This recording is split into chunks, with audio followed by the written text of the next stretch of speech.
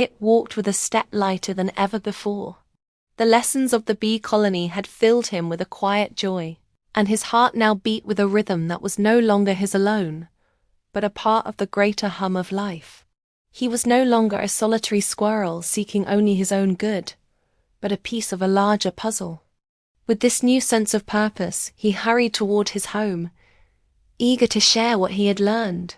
As he neared the boundary of his territory, a cacophony of panicked chattering and low, groaning hisses stopped him.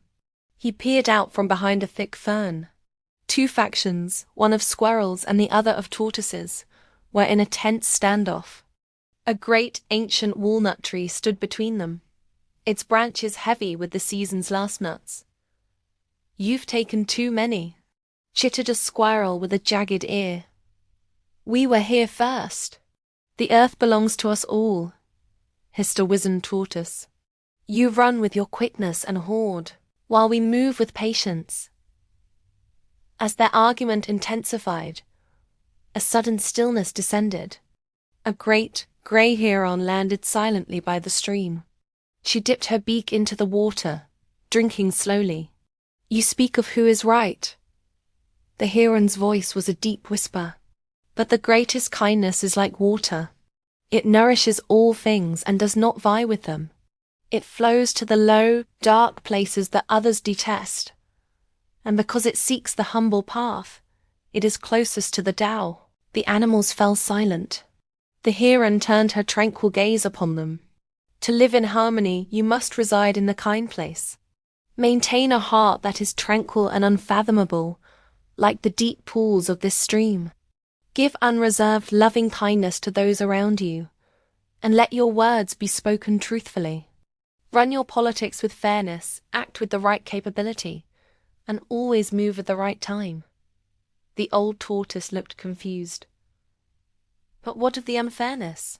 If we do not fight, we get nothing." "The stream does not fight the rock," the heron replied. "It flows around it. It does not contest, yet it persists.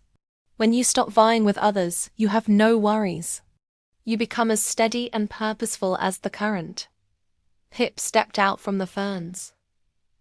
"She is right," he chittered. "We have been fighting the current of life.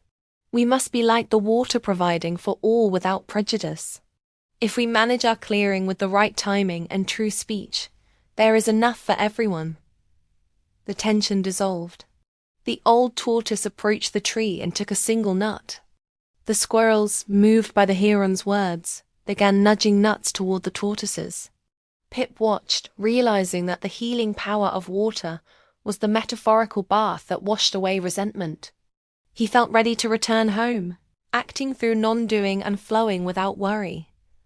The fable is based on Chapter 8 of the ancient Old Master, Laozi's Tao Te Jing,